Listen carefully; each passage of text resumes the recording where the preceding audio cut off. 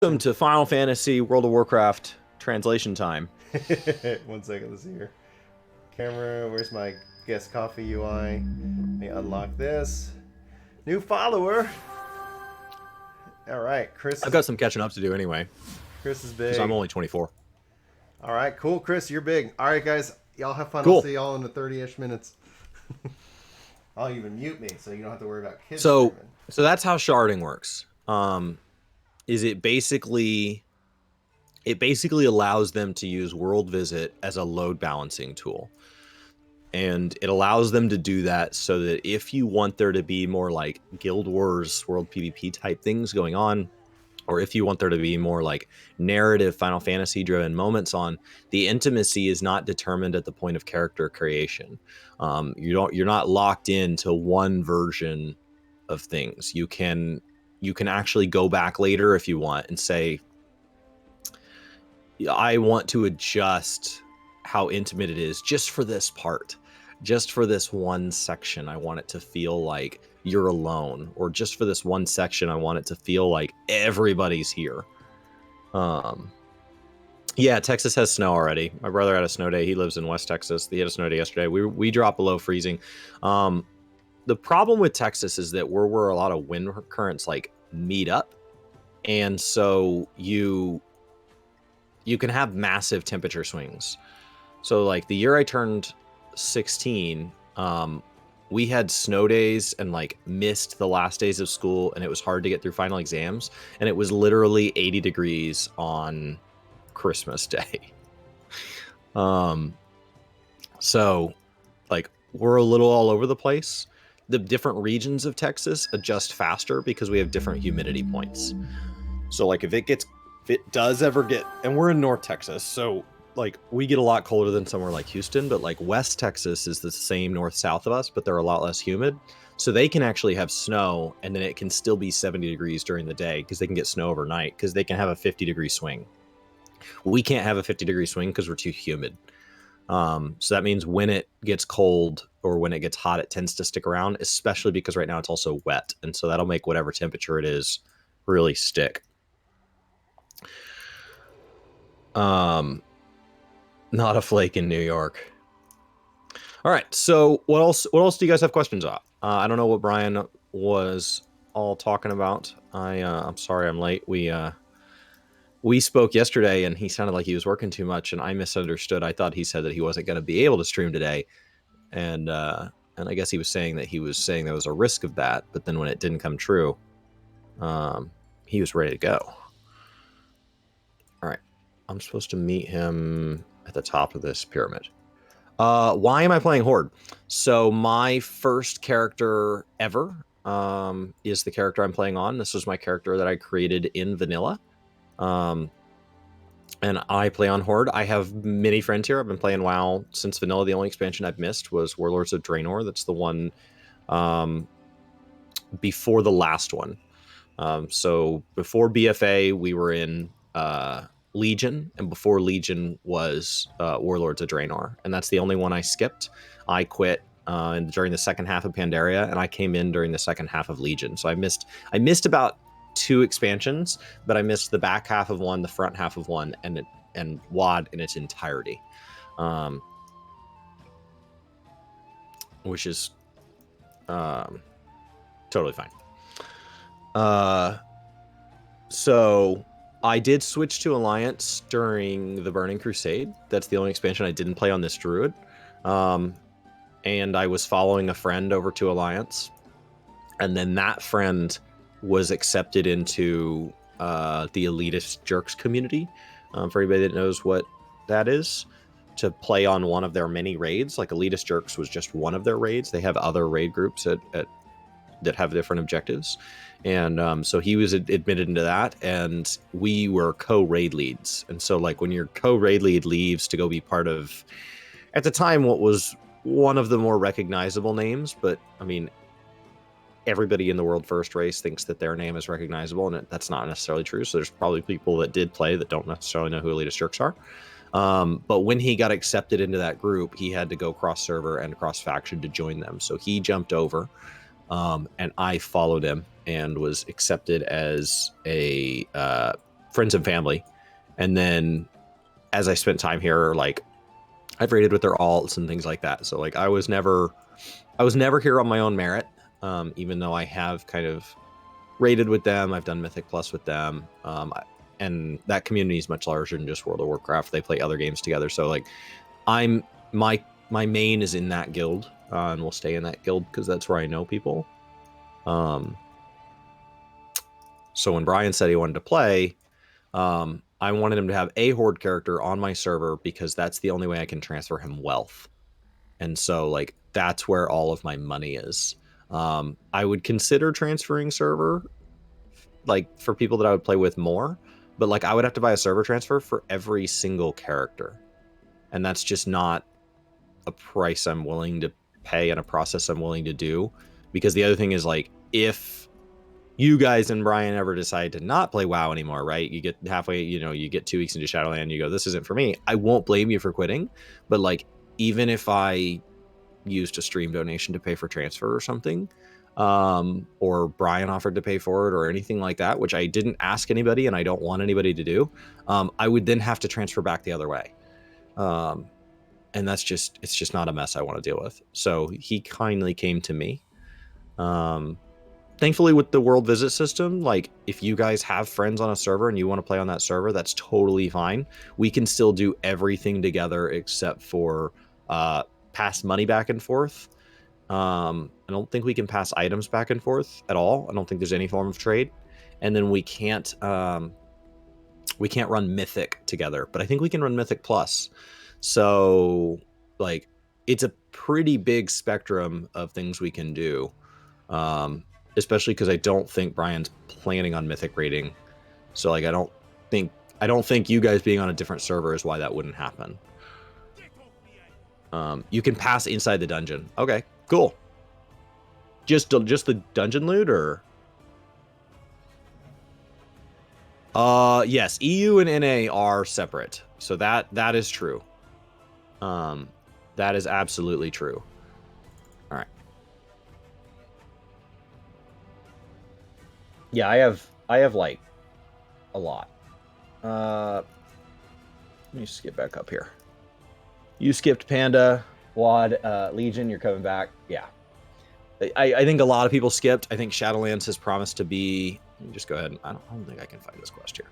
We'll just go ahead and catch up on chat. Thoughts on Shadowlands Covenants. So yesterday I watched the Covenant trailers for the first time. I had been waiting because I wanted it to be closer to the expansion. We don't have an expansion date, but like now that Brian and I are about to do initial impressions, I wanted to kind of catch up. So yesterday I went and watched some videos on how the Covenants are working. I started reading the WoW head guides on like how all my abilities are working. I don't have my head wrapped all the way around that yet. And I went and watched it. I really liked the Revendreth and Ardenwald one, the second two. So that's the Venthyr and the I don't remember. I'm getting the names mixed up. But the vampire people and the druid forest people. Transmog wise, I'm not super worried about it because I have enough characters that I'll just play all of them. Story wise, I'm not worried about it because I have enough characters. I'll just play all of them. Like because I don't raid on my alts. They're crafting alts. So like I don't need them to be optimal. I can just assign them whichever one I want. And because so many of my alts are leather wearers, I will have the transmog unlocked for leather. So I'll even get to see the armor type of the armor drop that I want. So I'm not too worried about it. It's a little too early to be freaking out about balance because they're delaying the expansion due to balance, which tells me like they know there's a problem. So like, let's wait and see if they know how to solve it. If they were saying, we don't believe there is a problem, it's totally fine, then I would go out and say, okay, if the community thinks there's a problem, they don't think there's a problem, there's clearly a disconnect, and there's a high risk that there's a problem. But the fact that the community says there's a problem and the dev team says there's a problem tells me, okay, there's probably a problem, and it sounds like everybody's aware of it, so like, let's just hang out. You know, we don't have a guild going on yet. I have a guild named Work to Game because I was going to start making guides over here. And so I wanted my bracket to say Work to Game. So I just created a guild. I don't want to invite anybody to it. Nothing personal, guys, because I have the guild bank literally stuffed to the brim with like all sorts of valuable recipes and all sorts of valuable mats. And so like I could probably just turn off protect. I could probably just protect it, but it's easier for me to. I just need to clear it off. So I need to go create an alt guild for me, and then I'll allow people to invite. So we'll have that all squared away before Shadowlands if anybody wants to join. In the meantime, of course, be members of our Discord, etc. Any pranks I want to do on Brian while he's AFK? Well, there's not a lot I can do to his character per se.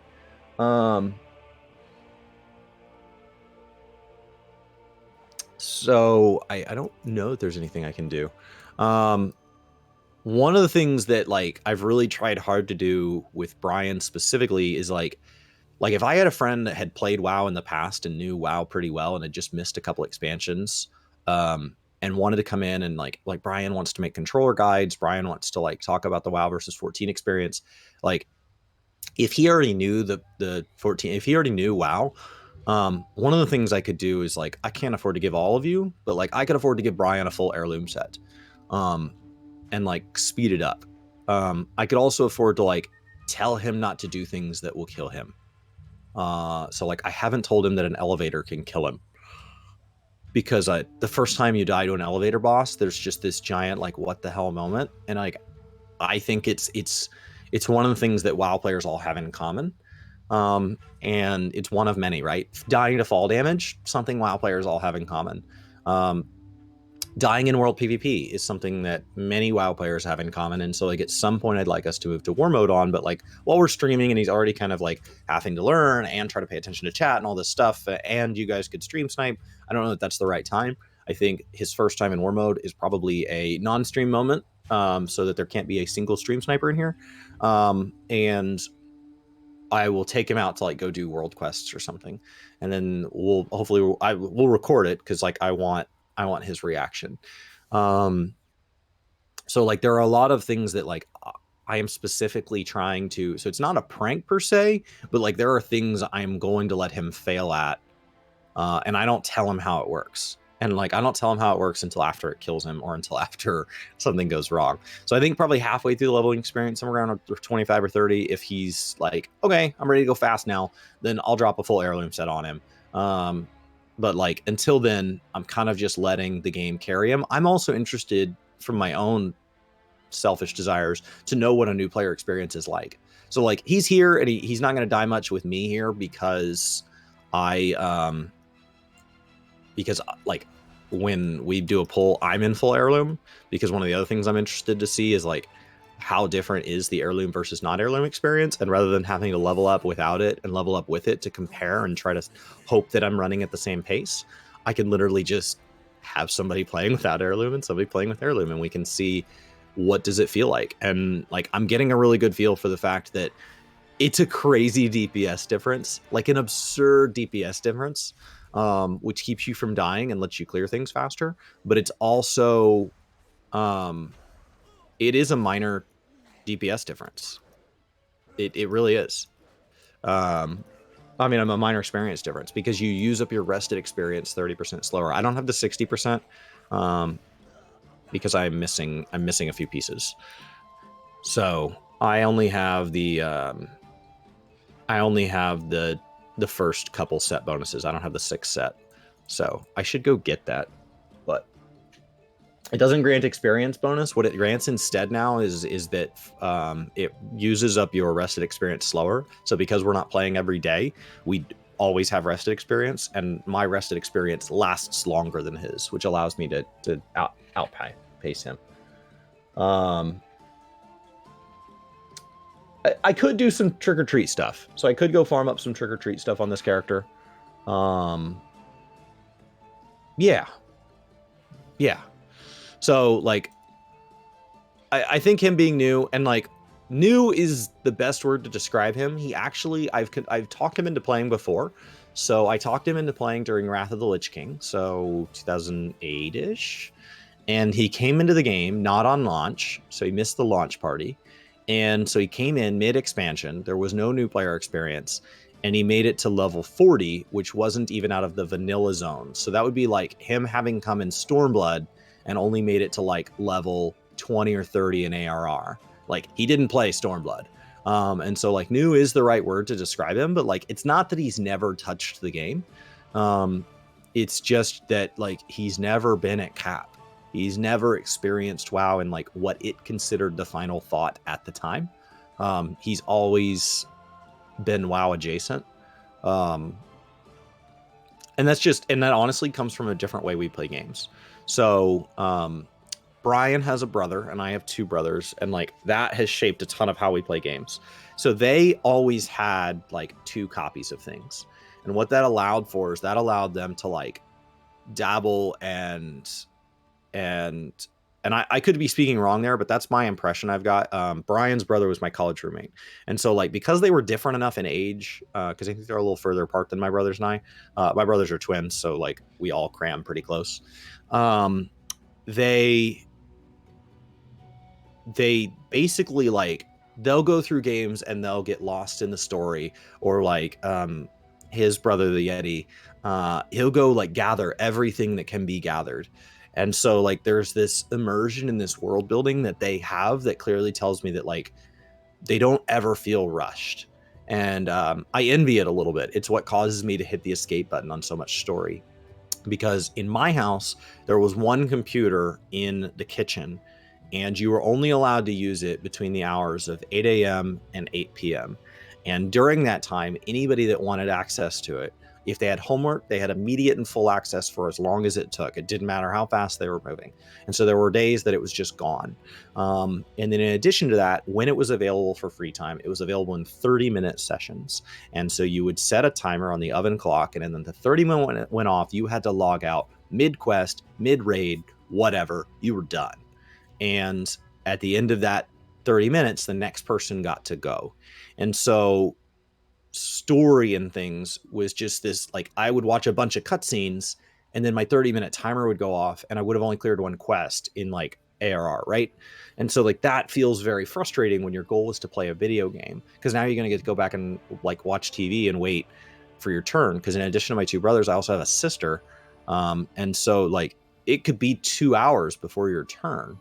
And so like that's where we play so differently. Um, and so like I think that's part of why he enjoys games differently. So that's why he didn't need to get to cap in Lich King to be like, yeah, I touched it, as opposed to like I get to cap in every game I touch if like that's what I want to play. So if New World comes out and I'm interested, I'll get to cap. But that's also because I'll get to cap faster than Brian. Because leveling is something that I take as like something to get knocked out in my 30-minute chore turns, as opposed to somebody that's like, oh, it's part of the experience, which like I said, I envy that.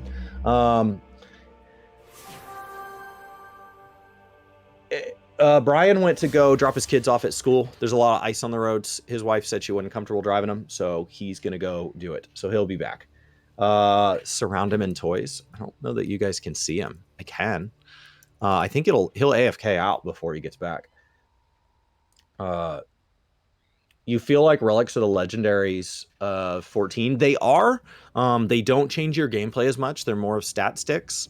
But they are the gear you invest in. So they are kind of your AP grind is probably the most accurate, as opposed to like true Legos where like the legendaries of Legion literally created core changes to your rotation. If you could imagine that Geralt said, you have 3 relics to choose from as a warrior, and one of them is going to cause your fell cleaves to like proc additional fell cleaves, right? So like all of a sudden your core rotation changes. That's the level legendaries can go to in WoW. So there's a little bit more there to that system. The good side is like it creates a really unique experience around that expansion. The downside is when it gets taken away, now your rotation feels empty because you're like one fell cleave. So like that's one of the core differences there.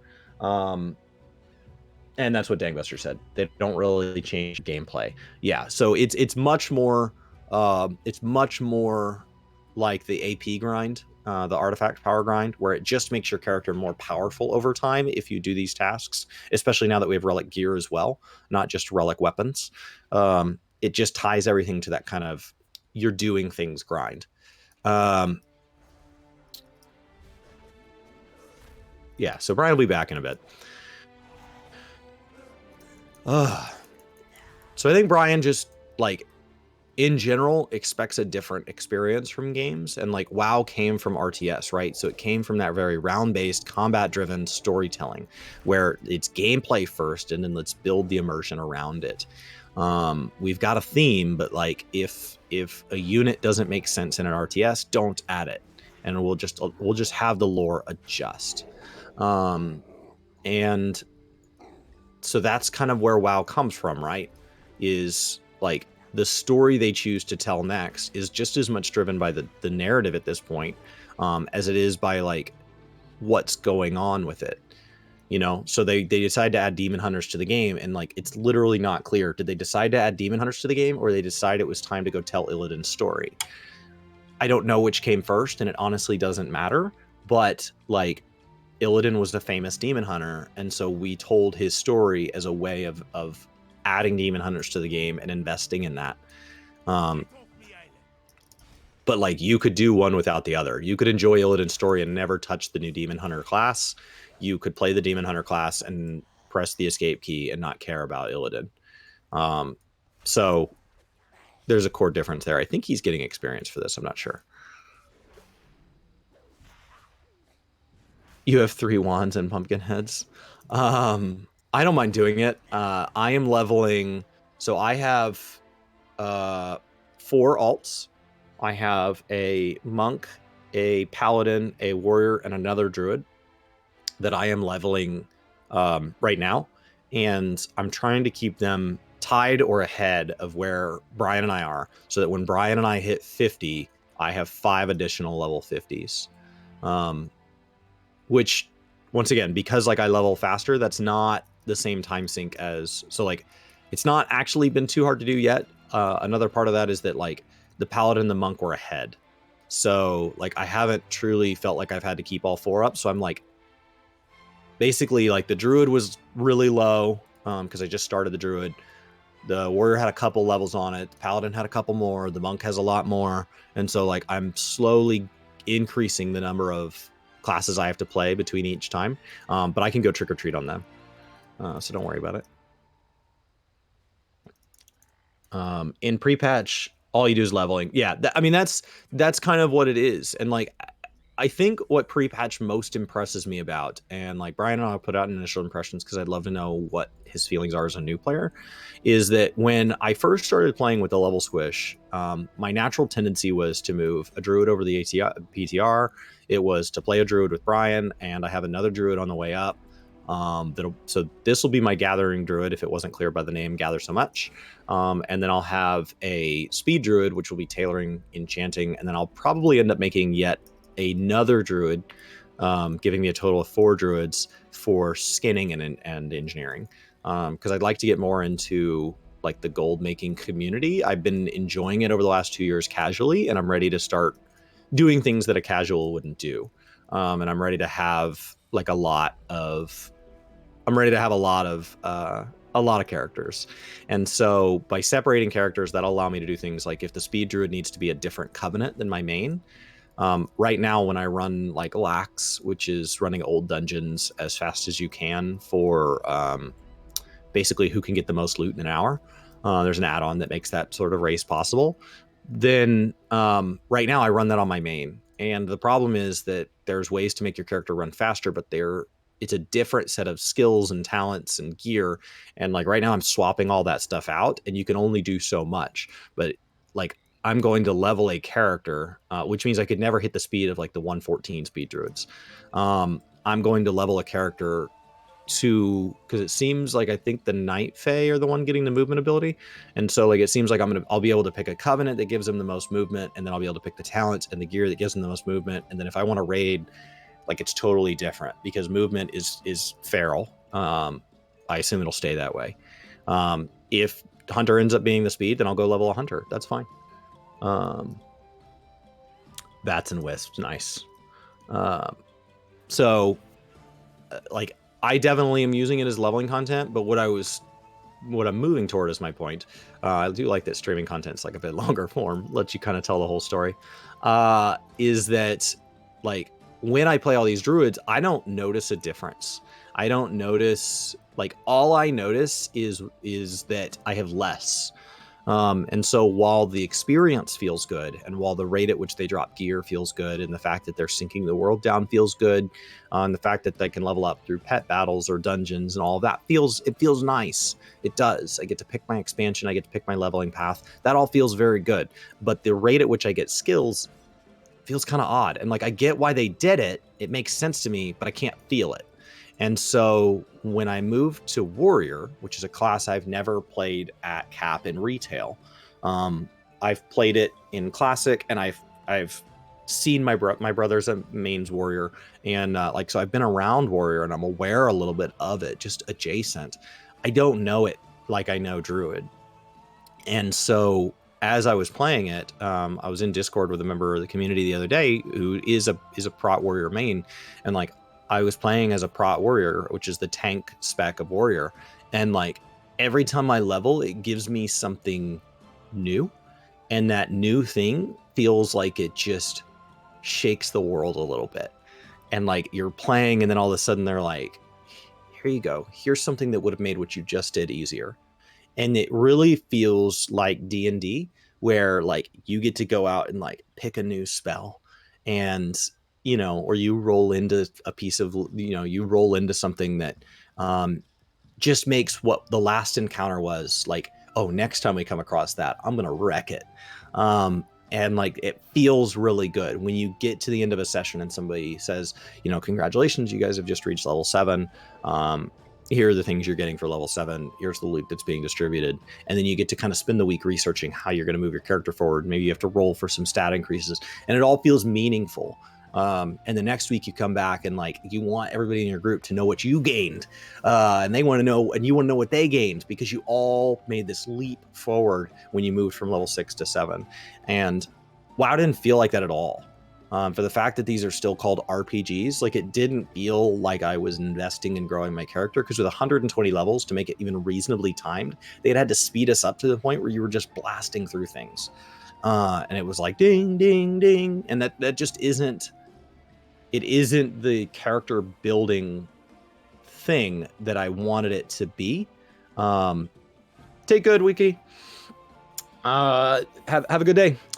So like, it just isn't the character building experience that I think would have a new player feel like, if they didn't immediately grasp the lore, or if the art style isn't their favorite, that they're invested in their character anyway. And so like, a game doesn't need to be just one thing, right? Like, 14 doesn't need to only be good at story. It's allowed to be good at other things too. And so having the character building be a thing that WoW is good at is really exciting. Having it not be didn't mean that the game couldn't be good. I just think this makes the game better. That's just my personal opinion of what the leveling experience does. Most introduces for me. From the story standpoint, it is nice, because when you were rushing people through before, because there's not an MSQ in previous expansions, the expansion was meant to be enjoyed by clearing all the zones. There's not a forced set of quests and versus side quests. There's just quests, and like, there's just this general theme of lore that goes through a whole zone. If you don't clear the zone, you don't really get a feel for it. And so when you speed people up, and they're only doing a third of the quests in each zone, and they're only doing a third of the zones in each expansion, they really don't get the lore, and they're not going and clearing the raids, or they're not going and clearing the post-leveling quests, which were designed to be done for the cap at the time. And so you have, like for Horde, for example, you literally don't know who your war chief is, because over the 15 years of WoW, we've shuffled around a little bit, right? When we started, it was Thrall, but it's been several people since then. And those people have left through a variety of means. Some of them are, death tends to be the thing that they have in common, but not necessarily. Did we kill them all? So the way in which they're killed, is there poison? Do they fall in battle? Do we not like who they are? Or are they, is it a sad loss? that's been something that changes. But if you just blast through the first third of the first 3 zones of every expansion and then move on, and then actually, because it got so much that they started pairing things where you were doing TBC or Lich King, Cataclysm or Pandaria, like now you're doing that in every other expansion. There's no way you can feel that there's lore. There's no way. And so this allows, the other thing that the pre-patch allows for is it allows for things to tell a better story, because you can tell each story in completion, and that story will lack the context of people being all of them, but that's kind of like getting to read one of, the Lord of the Rings books, or go watch one of the Star Wars movies, or go join in the Marvel universe, and it leaves you with questions, but those questions can be just a invitation to go try other things. So if he gets to the end of this and he's like, yeah, I mean, I liked it, I just don't really understand why we had to ally with the Zandalari trolls. Well, let's go play Legion. Like, let's go play Legion.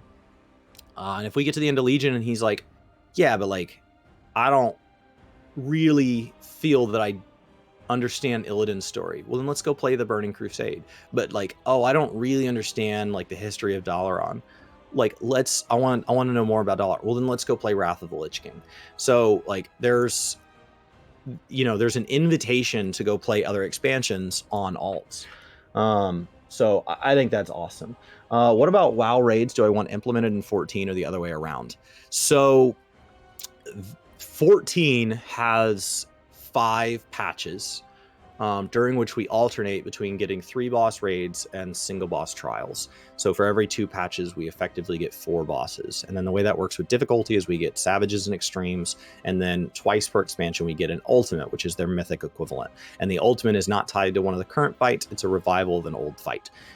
So you would go back and fight one of the iconic fights, but you would fight it in a new and interesting way that is meant to be very, very challenging and has a world first progression and all of that, but it's only twice per expansion. WoW has less patches. I want to say off the top of my head that WoW does typically 3 patches per expansion. Is that right? I've been playing WoW casually for so long that I don't really worry about it. I just kind of show up, and if there's a patch, there's a patch. So I think we have 3 patches, but like the number of bosses per raid tier is substantially higher than 2 or 4.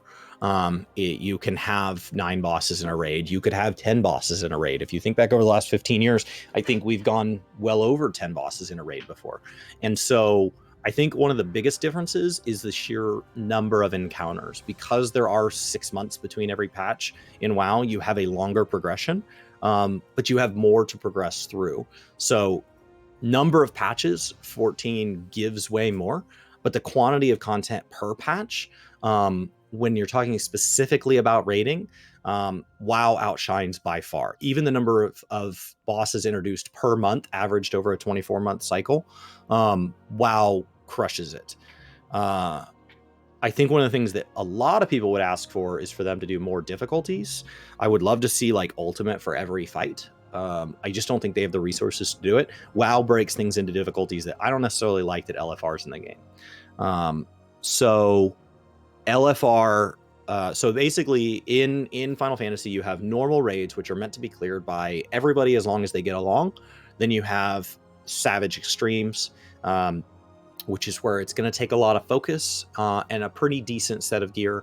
But if you have a lot of focus, you might be able to get by with less gear, or if you have a lot of gear, you might be able to get by with less focus. And then Ultimate requires peak gear, peak focus, and actually those fights never get easier because they never let them scale. So like you can't outpace the gear, like it'll just cap you. There is a cap for the gear that was possible at that time. And so if you go back and do an Ultimate fight from 4 years ago, it's still hard. It never got easier. As opposed to like, I can go run Legacy Mythics on my level 50 and one-shot them from previous expansions because they don't, and they have time walking, which is a little different. We could talk about that next. And so that does allow for more of the scaling aspect. So the way raids work in WoW is we have LFR, which is like, it's like taking part in a cinematic version. Just put your face on the keyboard, try to stay near the group, and you'll probably get through it. It's embarrassing how sloppy pulls can be and get through, and it grants the lowest eye level tier, welfare epics, just distributed to everybody. Everybody gets an epic. And I'm sorry if that's an offensive term. It's just a community-driven term. The next level up is normal, and normal is, I think, harder than normal raids in 14, but probably not as hard as Savage or Extreme. It requires focus. It requires that you've been doing some gear, but like, if you try, you will get it down. Sheer attempts will get it down. The next one up is Heroic, and that actually starts to rival Savage Extreme, maybe is a little bit harder. And then you have Mythic, which is their ultimate equivalent. And whether or not it's harder than Mythic doesn't really matter, or Ultimate versus Mythic, because it's the number of fights. So like, even if one was harder, it wouldn't matter because they're not comparable, because the number of fights is so different. Because they're getting, let's say it's 10 bosses per patch.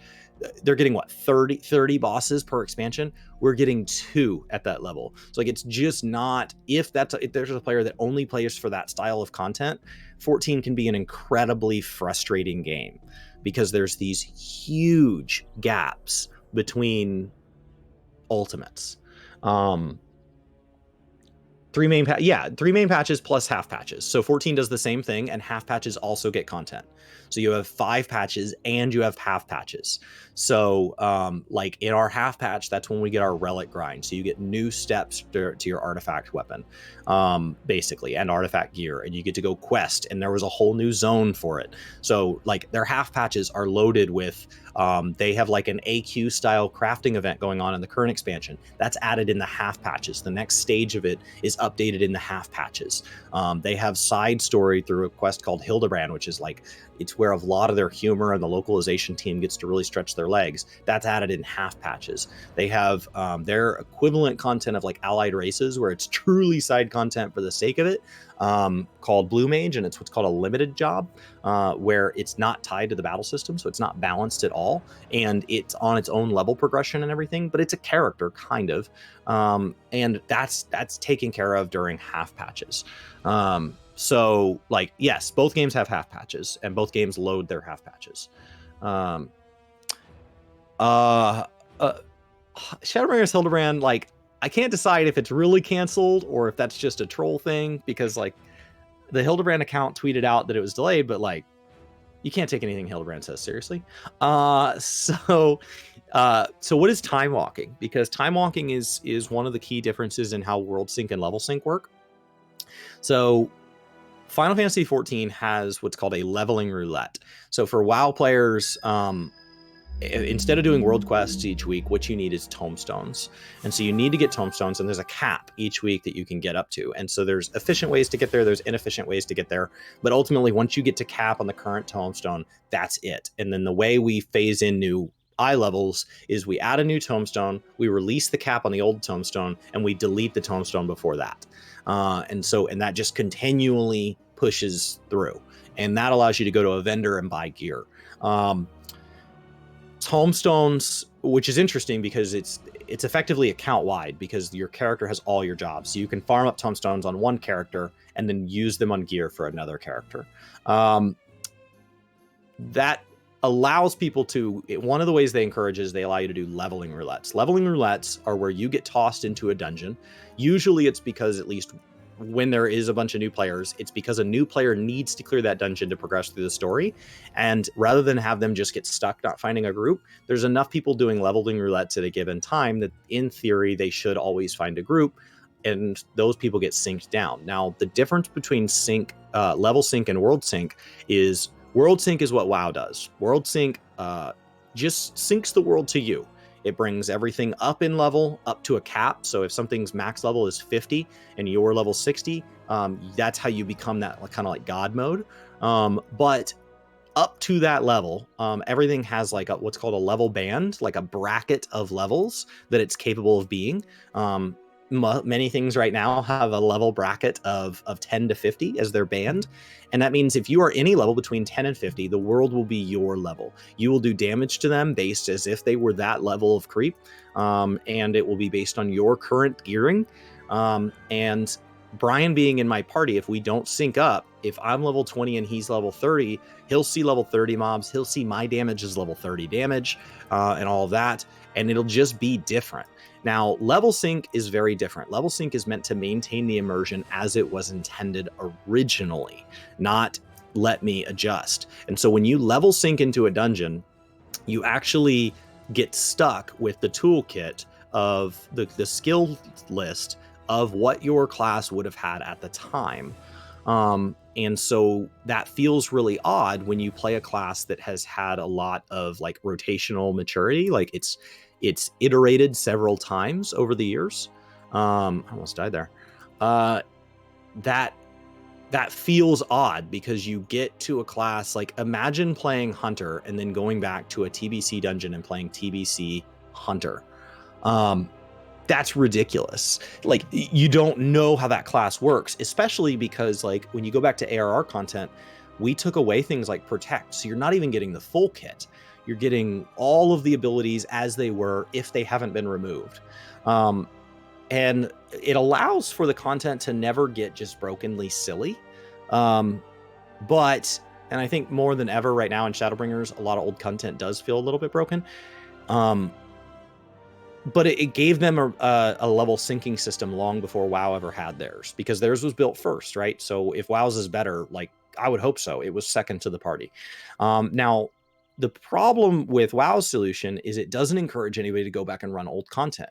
And what we've learned from 14 and WoW is that players can outpace PvE content way faster that can be added to the game.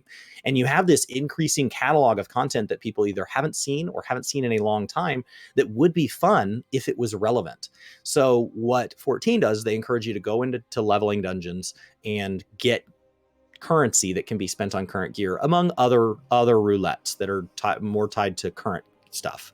So you're encouraged to go back and do these old trials from time to time, and you only do a couple a week, and so like to keep up on your tomes. And so like it is possible that it's still months on end, if not a year on end, between you seeing a dungeon, because there's just so many. But it is a chance to kind of breathe life into that content. What WoW does is they do time walking, and time walking basically picks an expansion. So imagine it's Heaven's Word week. And when we have a time walking week, which they're not on all the time, it encourages you to go back and play a previous expansion, and it plays up to 2 expansions ago. So I think the furthest we can get is WoD. I think that's right. And so time walking allows you to go back and run those, and everything is scaled. And it's scaled so, and because people don't know the mechanics, yes, you have your current abilities, so you feel kind of broken, but also because people don't know mechanics, groups still wipe. And then instead of giving you current currency, they give you time walking badges, which can be used on mounts, minions, pets, cosmetics, things, and so forth. I think there's some heirlooms you can actually buy there. So that's a little different.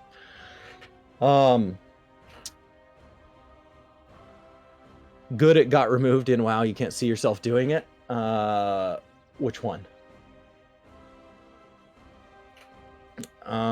What patch will the next tombstone become available? Those are in the main patches, so not the half patches. So we'll get a new tombstone with 5.4. Account-wide rewards are kind of a hot topic in WoW. How do you think they should? How far do you think they should go?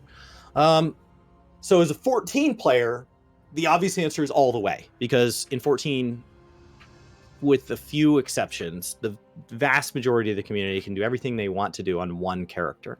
There's a few very specific exceptions, but if we move to like mega servers where all of North America was together, like, and New Game Plus was available in its entirety, like, they're closing up the reasons to have multiple characters. So from a 14 standpoint, I would say all the way. From a WoW standpoint, what it results in current content is it results in people with one character feeling like they're behind people that have alt armies, because the problem with account wide is world drops, things with really low drop rates, things that are really hard to earn, because once you get them once, you get them all of the times. And so, for example, right now we're in a seasonal event for Halloween, and there is a dungeon fight called Headless Horseman. Headless Horseman has a very rare chance to drop a mount. the way I can increase my odds is it can only drop a mount if you're above a certain level. That's fine. But I have many characters that are at level cap. And so I could just go play it on each of those characters each time. And I'm effectively skirting the daily lockout because you're only supposed to be able to attempt it once per day because it's meant to be casual content. And so if that mount were a gameplay driven feature, not just a cosmetic feature, you can imagine how silly it would feel that I had more attempts than you. So you don't want things account wide that break the game, but like you also don't want people that want to play through things from a different perspective. They want to play through as a different race. They want to play through as a different class. They just like that class and they want to see if they can do it faster. You want them to not necessarily feel like everything is not shared. So like, I like that mounts are shared. I like that pets are shared. I like the heirloom system. I like that toys are shared. I like that many achievements are shared. What I get nervous about are when we start allowing like reputations, like in Pandaria, where you got your reps up faster. When you start removing grinds, because what that allows for is if there's a choice in something, if there's an area where it's like, oh, well, you only have time to do this much per day. Well, if I can just make one of the paths shorter, it's easier for you to go just get both paths. I think flying unlocking account wide is probably fair. But I do think it is kind of hard. All right. So reputations are one of the areas where I think maybe that's a mistake, but I don't know. I'm not the core demographic in either game because I both play more and less than the community. Because I don't play as much as like raiders in both games because I play multiple games. Like in that way, like I'm not as best in slot gear focused as when I just play one game. But then on the other side of things, now it's getting hot in here. On the other side of things, like I play a lot more than somebody who doesn't know all the systems because Brian and I put out guides and stuff on all of this. Oh,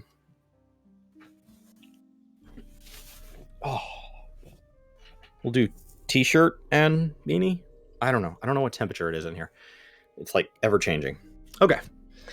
So account wide is a hard thing to decide, and you kind of have to decide case by case, content by content. You have to decide like what you think the account wide is going to do and how does it stay balanced. Because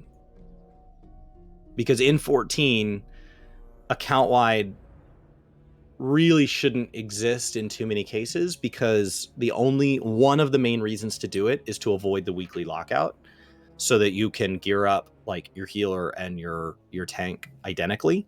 Or, you could have multiple drops for DPS. And so like the fact that you can only get one piece of raid loot every week, that from each boss is kind of a balancing thing to make sure that there aren't people in the community that are willing to play more coming out way ahead. Oh, Brian's back. Welcome. That took way longer than expected, but I'm back. Let's play some games.